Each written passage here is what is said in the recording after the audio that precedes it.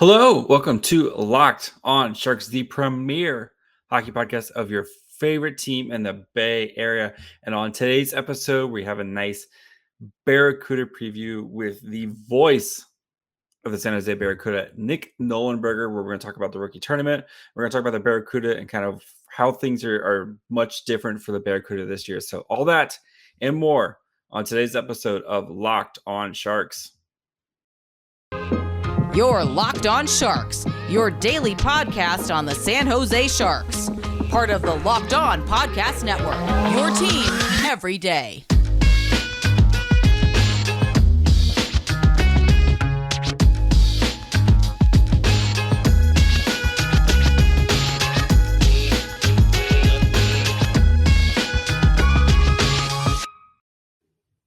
I'm your host, JD Young, contributor at Fear the Fin and San Jose Hockey Now. And I want to thank you, of course, for making us your first listen.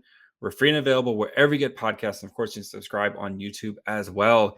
And today I wanted to get Nick Nollenberger on the podcast where we're going to talk about kind of the Barracuda's offseason. We're going to talk about the rookie tournament and what he's looking forward to, both on the Sharks and from other teams. And then kind of look at this Barracuda team and where they're going to be so much different than what we saw on ice the past couple seasons, and why, Sharks fans should be excited about the Barracuda and some realistic expectations for the Barracuda. So enjoy my interview with the voice of the Barracuda, Nick Nollenberger. All right. And now we bring in the busiest man in all of San Jose, the voice of the Barracuda, the one who runs all the media for the Barracuda. Also, I heard you picked up a shift at the Fireball Lounge between periods. Doing it all, Nick Nollenberger. How are you doing today, buddy? I'm doing great. Yeah, everybody in the Bay Area has to have like a little side hustle, I think. So I don't know if I'm on the schedule yet, but maybe I'll have to look into that Fireball Lounge. It looks pretty tempting. I don't know if I want to work there. I more want to be a patron. I want to go there and enjoy it. Yes, it's pretty amazing. We'll get into the new arena here soon, but seriously, I don't know. First of all, before we get into it, I mean, I call you the busiest man because you kind of have to do everything for the Barracuda right now. Then I think that's just part of AHL life. But like, do you see, Randy Hahn walking through and Ruzanowski, and those guys have partners and people to do stuff, and you're like, I have to talk for 3 hours straight with nobody to talk to. What is that like? I always tell people, because they're like, you're doing so many things, like, can't you get a little bit of help? And I just chalk it up to the fact that if you're still in the quote unquote minor leagues, as I am in the American Hockey League, it's just kind of par for the course. Every stop I've had to this point, it's been a similar situation where you wear a million different hats. And I don't know, hopefully one day I get to the NHL, as I think all young broadcasters and broadcasters in the AHL hope one day. And then once you get to that level, you cross your fingers that you're more focused solely on the actual broadcast itself. But it's just kind of par for the course when you're working in the American Hockey League. So you got to take it in stride and just look at it as an opportunity, I guess, to diversify yourself and just add to your skill set. And then you got to drive the Zamboni between periods. I think you got to make some hot dog. No.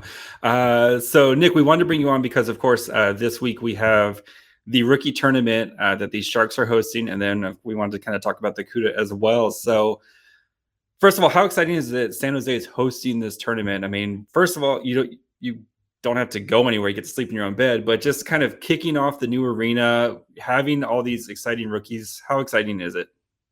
It's super exciting. And if you've been to the arena, if you've seen pictures, it's incredible how it looks, and the progress. Obviously, at this point, they're in the home stretch. I mean, and they're basically at this point, they're sweeping the floors and making sure everything looks good to go and welcoming fans. So it's extremely exciting. What a opportunity for the organization as a whole. This has been a long time coming. They've talked about this arena basically since the team moved to San Jose in 2015. Then, of course, the announcement of the arena, and months later, COVID hit, and there was some concerns maybe that may impact the construction process, and it really didn't slow it down much. It took about 2 years to finish, and now we find ourselves here, and we're ready to welcome in fans and kind of christen this new building with this event. That should be really fun, and we could see some really exciting prospects on the Sharks side of things, but also within the division as well. As you've We'll have 4 teams from the Pacific, 2 from the Central, showing off some of their top prospects. So it's an event that's been going on now for the last 6 or 7 years. This will be the second time in my time with the team in which we host, but the first time with Texas Arena as our backdrop. So really exciting way to kind of open the doors to this facility and begin this chapter in Sharks affiliate history, now with the Barracuda moving into its own arena. Who or what is the one thing you're looking forward to the most from the rookie tournament, from the Sharks' perspective, at least? Yeah, I mean, I think there's been a lot of talk this offseason. Clearly, there's been a lot of change, right? The regime change with the new GM and new coaching staff. But there's a lot of talk about the prospect pool as well and where it stands and who are some of the young players who can step right in and maybe contribute at the National Hockey League level. Obviously, a guy that comes to mind is a Thomas Bordeleau, who got a taste last year and kind of endeared himself to Sharks fans with his theatrics in Las Vegas. But then you have other guys, obviously, who are going to join the mix this year. And we always see a couple, camp standouts that surprise a lot of people and all of a sudden come out of nowhere and they end up making the big club, or at least kind of get on the radar of the NHL club. We'll see who that is. William Eklund, obviously, is a guy that a lot of Sharks fans are circling as a player they hope can make that next step in his evolution in his career. Played the 9 games last year in the NHL, then went back to Sweden. And we will see. They say this tournament and this event doesn't really have a huge impact on who makes the Sharks, but right. We're all human beings, right? Yes. We're all human beings. So you can make a big impression. I've seen it before. I saw it last year. We saw it with Eklund last year. Yep. Yeah, Eklund last year. Even Jasper Weatherby kind of came out of nowhere. He was a player that looked like he was going to go back to college, had a really good development camp, came into the rookie tournament, really lit it up, was probably the best player, one of the best players on the ice, and then kind of propelled that into training camp and made the Sharks out of training camp, of course, scored in his NHL debut. So things can happen in a hurry, and it'll be a lot of fun to see who kind of steps up and see the cream rise to the top, if you will.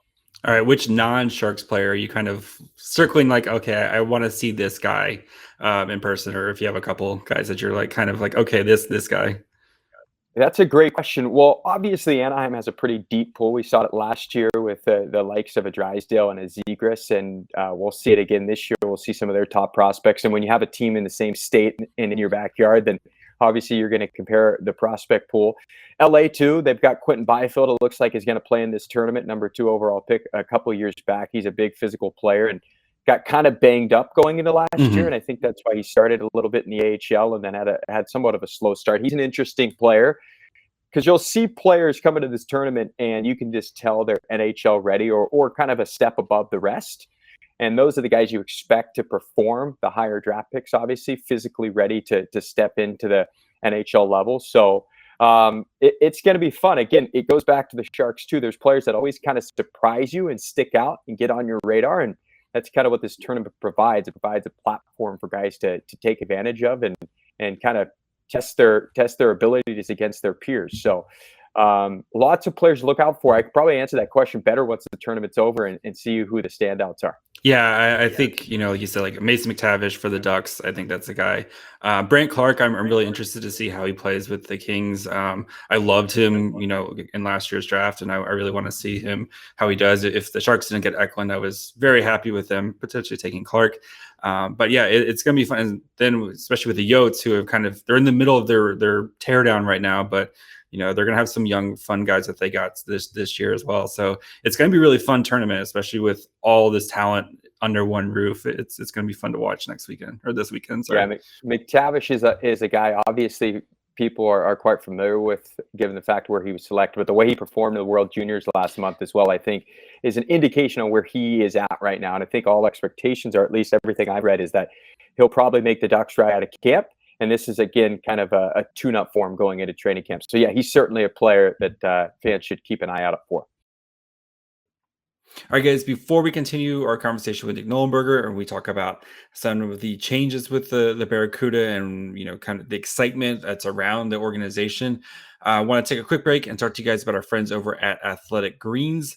If you guys don't know about Athletic Greens, they're the best way to start your day. They're a great way if you're trying to take care of your gut health, trying to get more energy, optimize your immune system.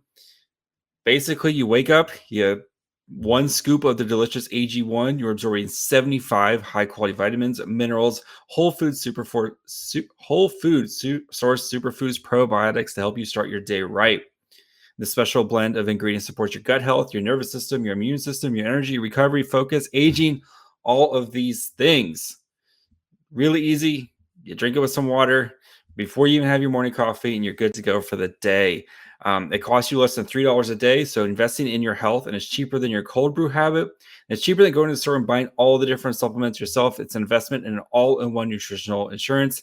They have over 7,000 five-star reviews, recommended by professional athletes, and trusted by leading health experts. So they make it really easy for you guys. Go to not only when you sign up, they're actually going to give you a free 1-year supply of immune supporting vitamin D and 5 free travel packs for your first purchase. All you have to do is visit athleticgreens.com/NHL network. Again, that's athleticgreens.com/NHL network to take ownership over your health.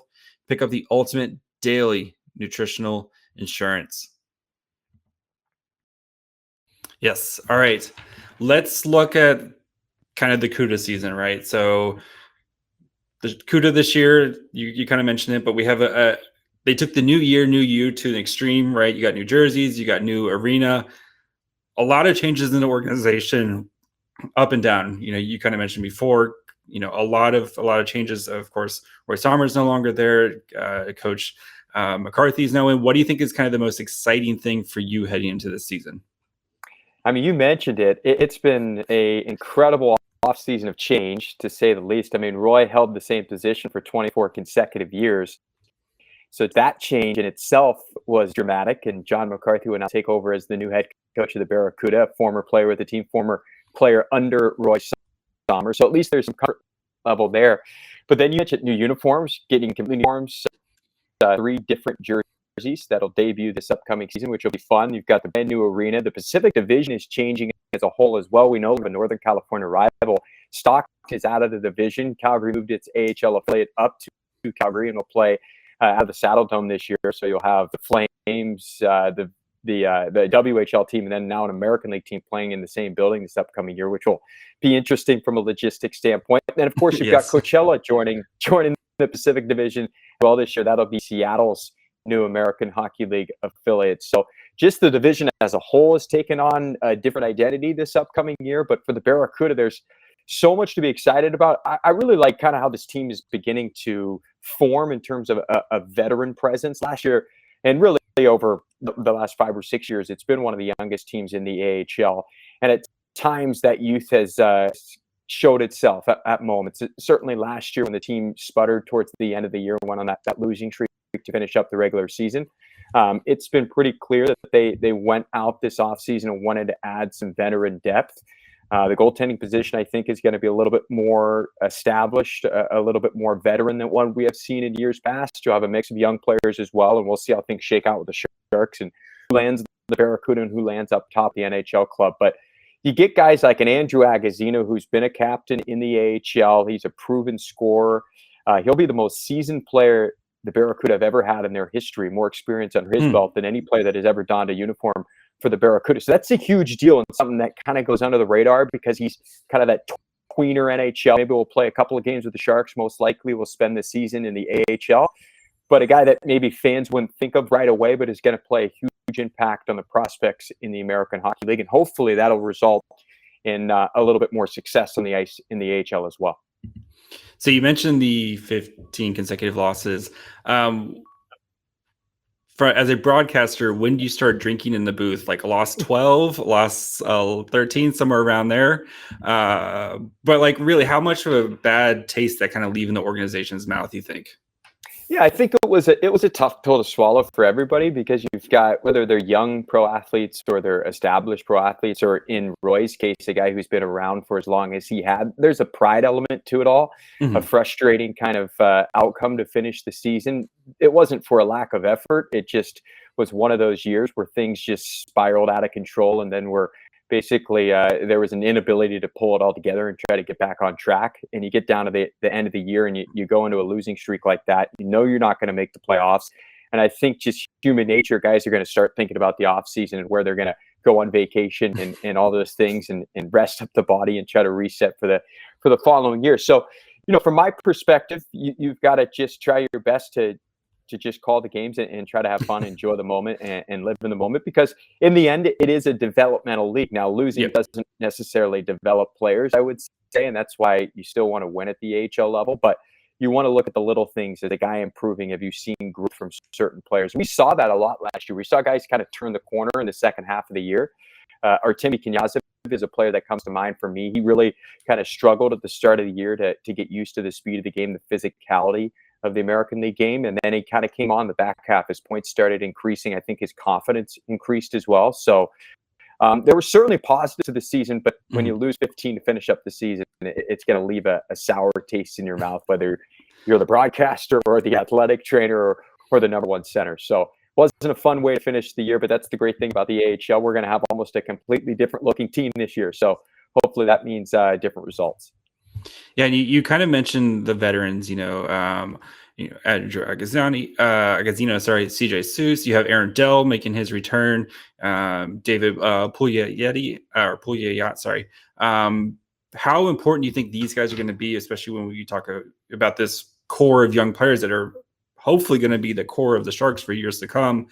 How important do you think these veterans are for these young guys? Yeah, you saw it with the Sharks this year in their free agency as well. They didn't go out and try to get a big fish. Obviously, salary cap implications and where they stand is going to inhibit them trying to make a big splash. But they signed smart veteran players that are going to contribute at the NHL level. And I think the same thing can be said at the American League level. And things shake, and it's never set in stone on who plays in the NHL for the season. Yep. It's constantly moving. And we'll see a lot of these veteran players, I'm sure, get games. You mentioned a guy like Andrew Agazzino will probably get a handful of games if you go off what he's done in his career prior. But when he's in the AHL, he's going to provide a veteran presence that has been certainly lacking really since the retirement of John McCarthy. The team has not had a captain, aside from Jacob Megna, of course, but he spent that 1 year. It was that COVID year. It was a shortened season.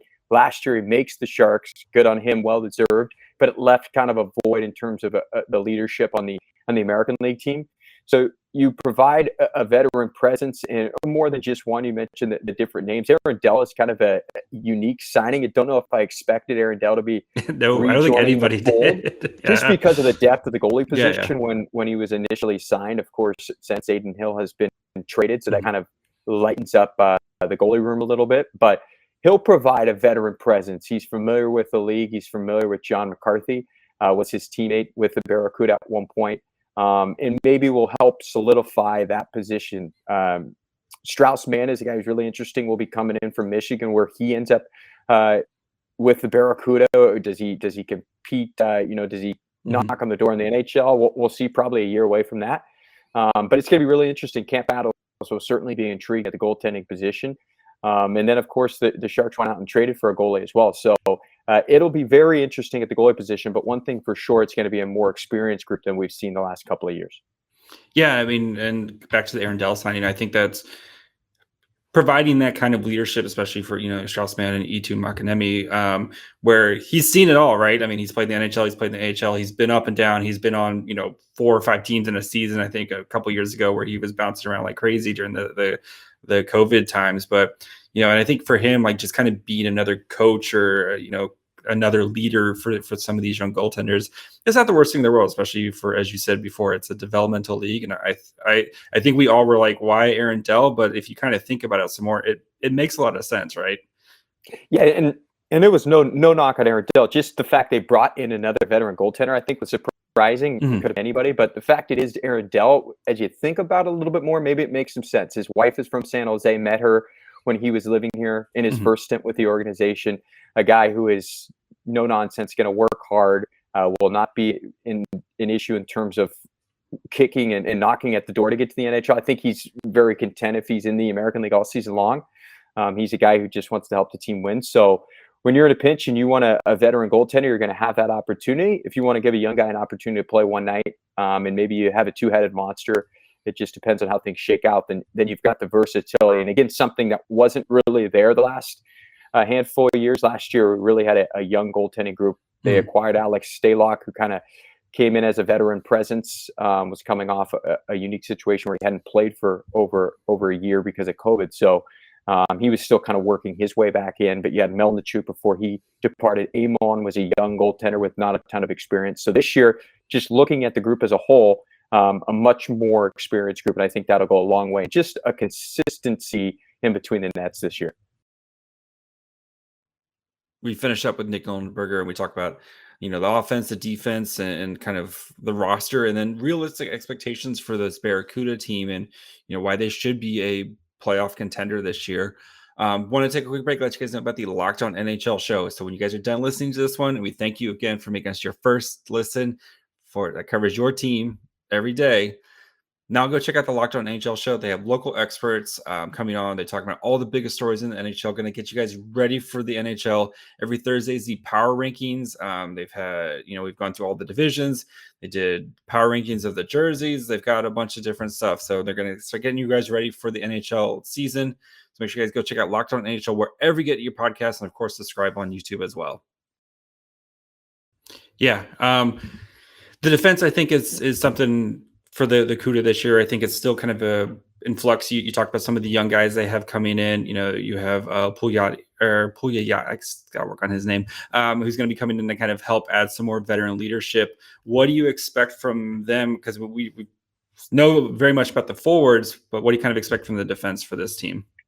Yeah, it'll be interesting. Derek Pouliot is a good little addition. He's a guy who was a top 10 pick in the NHL. He's been around for a long time. He's played in the American League the last couple of years. So another player that, again, you bring him in and there's not going to be a situation where he's moping around because he's not in the NHL. Kind of knows the role at this point in his career. But again, there's a reason why he was drafted as high as he was. I think he still possesses a lot of skill. We saw him last year with the Silver Knights in the American Hockey League, and I thought there was still some game there. So again, another veteran player, 28 years old. So you think of 28 as your average human being walking on the street. 28 is very young. But in the American League, it's a veteran player and a player who's been around the block for a while. So I think he'll be a great addition to the locker room. And we'll see how things shake out. We mentioned Knyazev. Where does Ryan Merkley stand? We've got Nick Cicek, who really came on last year, kind of worked his way into the mix in terms of a real legitimate prospect, signed his entry-level deal. Montana Anubuchi, interesting player coming back on an AHL contract again this upcoming year. So a lot of questions to be answered. Santeri Hatakka, does he land in the NHL this year? Does he come back to the AHL? I'm sure he'll be probably up and down, kind of splitting time before he solidifies a full-time job. So the back end, very interesting, but what it didn't have last year compared to what it has this year is, again, for these first-year players, a year under their belt, they're now going to be that much more seasoned. And now you have a couple of veterans to join the fold as well. So bringing in a guy like Pouliot, though, I think a big addition now with Magna pretty much locking in a role up top with the Sharks, able to kind of fill that veteran absence that was left by Magna once he went up. And then, of course, the forwards. Probably the deepest Barracuda forward group we've seen in a long time, right? You know what? It's funny. You just never know, because last year I really liked our team, and then all of a sudden it was just completely dismantled. Right from the start. We had Dylan Gabriel at the start. Was one guy who you're like, wow, I didn't expect him to be in the AHL, and a couple of weeks later he's traded. We had Noah Gregor for a little bit, obviously an NHL player, but was in the AHL to start the year, and then he's up. We don't get him back. So you just never know. But on paper, certainly it's very intriguing. We talked about William Eklund as a young player. Does he land with the Sharks? Does he start in the AHL? If he's in the American Hockey League, I think he's going to be a dominating player. Daniil Gushin is an exciting young player, undersized but highly skilled. Came in last year, played the last couple of games. What does he do now that he's going to enter his first pro season? Max Verano is a guy who's interesting. Dominated the SHL last year. Older player. We'll see if he makes the Sharks. He's 26 now. And then Ozzy Weisblatt, kind of forget about him a little bit as a number one draft pick. He's been in the junior ranks for the last couple of years since they selected him in 2020. So probably missing a couple of guys, but a lot of really exciting players to come in. Again, Thomas Bordeleau we mentioned, but what's really fascinating, I think more so than any other year, is the opportunities that are presented right now at the NHL level, and who's able to kind of take the bull by the horns and run with those opportunities to be determined. And then see whoever does take those opportunities. Obviously, the rest of the group will come to the American Hockey League. So on paper, certainly an exciting kind of versatile group, if you will, of players that should be coming into the mix. Yeah, I think with Ozzy, we kind of, because he had a really, the Prince Albert Raiders were just terrible last year. And then he got hurt, and it was a kind of a lost season for him. So, but I think he's definitely going to play Mike Grier style hockey of super aggressive. I'm going to run around and do a bunch of fun stuff type of thing. And and we didn't even talk about Brandon Coe, who's had a year of AHL hockey under his belt. I talked to him a couple of weeks ago, and he said how that season in San Jose really kind of kickstarted his career again. So I expect him to kind of come in and hit the ground running, even though it will be his rookie season, but he's done it already, for a full season. So, and if guys like, Reedy, who has played a bunch of games with the Sharks, or Weatherby, some of these guys who played a bunch of games with the Sharks last year can come in and, it's going to be plenty of training camp battles, but if they're playing on the CUDA this year, like that, those are pretty solid guys to start the season with, at least, right? Yeah, definitely. Weatherby was a guy last year who made the Sharks right away. When he came back to the American League, I felt like he was just, above the rest of his competition. Mm-hmm. I think in any young player's career, especially when they play the college game and they're playing such a truncated season, when you get to the pro level, there's that point where you kind of hit a wall. Yeah. Some players turn the corner and have a better second half of the year, but a lot of those college guys start to slow down. I think Weatherby dealt with that a little bit on just what it takes to get through a full season. It really is a war of attrition when you start getting into the second half of the season. So I'm really intrigued by his, potential this year going in with a year under his belt. Reedy's another a great player to kind of circle because he was so good at the start of the year in the American League. Really, really earned an opportunity at the NHL level. He looked great in the NHL too. And he did, right? He had some goals too. He contributed. Now, it's one thing to go in kind of a parachute situation where you're just dropping in and playing games and you're running off adrenaline. This year, you're starting a training camp with the expectation, at least maybe personally, that you have an opportunity to make a big club. It's a little bit different of an animal when you're coming in training camp and trying to make the team. So really intrigued about those players, but you couldn't ask for much more from Scott Reedy last year in his full season. I loved his game. Clearly, he's physically built to play at the NHL level. He's also very handsome, like a truck. Good-looking guy, too. Great guy. Loved in the locker room. So he's got the whole package. But there's a lot of guys. I mean, it's incredible how many guys there are. At times, you almost got to roll through your brain on who you have and who's going to be available. You forget about guys at times. But training camp should be really intriguing. There's a lot of fun things to keep an eye on. And then you've got training camp. You got the Europe trip. And we'll see how things shake out before all that. All right. What do you think is a realistic season for the Barracuda? I mean, I know we would love them to go undefeated and never lose a game and win the Calder Cup. But what do you think is a realistic or a successful season for the Barracuda this year? I think they get back into the playoffs this year for sure. They expanded the playoff format last year. So I think it was 7 of the 9 teams made it, and the Barracuda still didn't make it. They were of 2 teams that didn't make the playoffs. I think they get back into the playoffs this year, and I think they're going to be a really competitive team. Just mentioning those veteran players, that's going to help a lot. A team I look at last year that had a similar roster in terms of their veterans were the Abbotsford Canucks. In their first year in Abbotsford, they looked to kind of bolster the team with a little bit of a veteran presence and then sprinkle in the prospects. I think the Barracuda are going to have a similar identity to like an Abbotsford last year. It's always a competitive Pacific Division because these teams do want to win. They've got their prospects so close now to their NHL clubs. They don't get forgotten about maybe like they once did. So you do want to win. And it's on I think the minds of front offices. They want to put their players into a winning environment. So it's going to be competitive Pacific Division as it always is. But I certainly expect the Barracuda to compete at a much higher level than maybe even we saw last year and be one of those teams near probably the top 4. Again, hard to guess too far out just because you haven't seen the team. But just from a veteran standpoint, knowing who will probably have back next year, it's going to be a much more competitive club. All right. Get you out on this. What is Tuxedo Arena's best feature?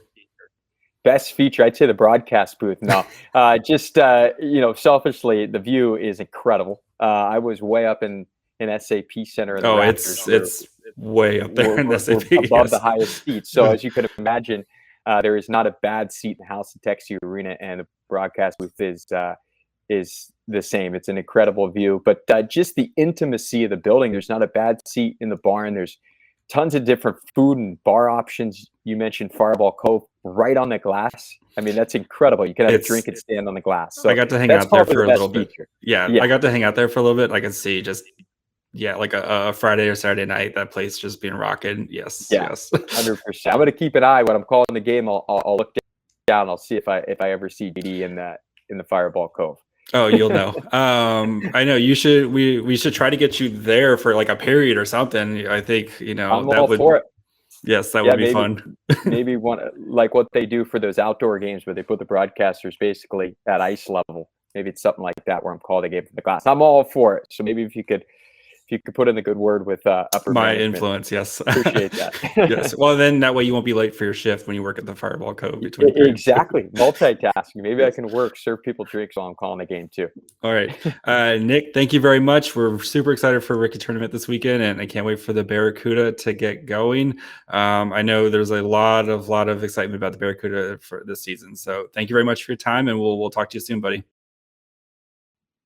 All right. I hope you enjoyed my conversation with Nollenberger, the busiest man in San Jose. Seriously, the amount of work he does behind the scenes is insane. And then, of course, he calls the game by himself for 3 hours at a time. But very gracious of Nick to spend some time with me, especially with the craziness that's coming up right now. You got the Rookie Tournament this weekend.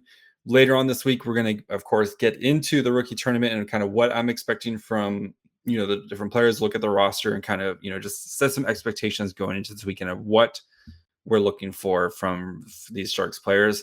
But yeah, thank you again to Nick. CUDA, we're going to do a much, more in-depth coverage of the CUDA this year here at Locked On Sharks, because I know how important these guys we've been kind of following them along. Some of these guys, Robbins and Aussies and your Coves and Bordelos, are going to make sure that we do, more dedicated time to the CUDA this year, just because, to be honest, they're probably going to be a little bit more interesting than the Sharks. But thank you guys, of course, for listening. You can find the show on social media, on Twitter, Facebook, and Instagram over at Locked On Sharks. So make sure you guys are following along there. That way you guys know whenever new episodes are coming out. Next week, we'll be back to 5 episodes a week, especially with training camp starting next week. We'll be covering the Rookie Tournament, looking at big training camp battles next week as well. And just, what's happening at training camp, and then get you guys ready, covering all the preseason games as well. So make sure you guys are following along Twitter, Facebook, and Instagram. Of course, you can listen to the show wherever you get podcasts, Apple, Spotify, Odyssey, you name it. You can listen to it as there. And then, of course, YouTube. So going to be doing more live after game stuff this year, especially on the weekends where, if they play on Thursday or if they play on a Friday or Saturday, we might normally not hear anything until Monday. I'm going to try to do more after the game stuff, especially on the weekends, so we can kind of get a more instant reaction to what's going on. So make sure you guys subscribe on YouTube as well. And then you can follow me on Twitter at myfryhole. We'll be back on Tuesday, Wednesday. Going to continue to look at the Rookie Tournament and then try to cover our, the last of the Get to Know and the Enemy series with the Vegas Golden Knights this week. So probably actually going to get 4 episodes this week. So we'll see how it goes. But that's going to do it for today. Thanks again to Nick Nollenberger. Thanks again to the Barracuda for being gracious with their time. And bye, friends.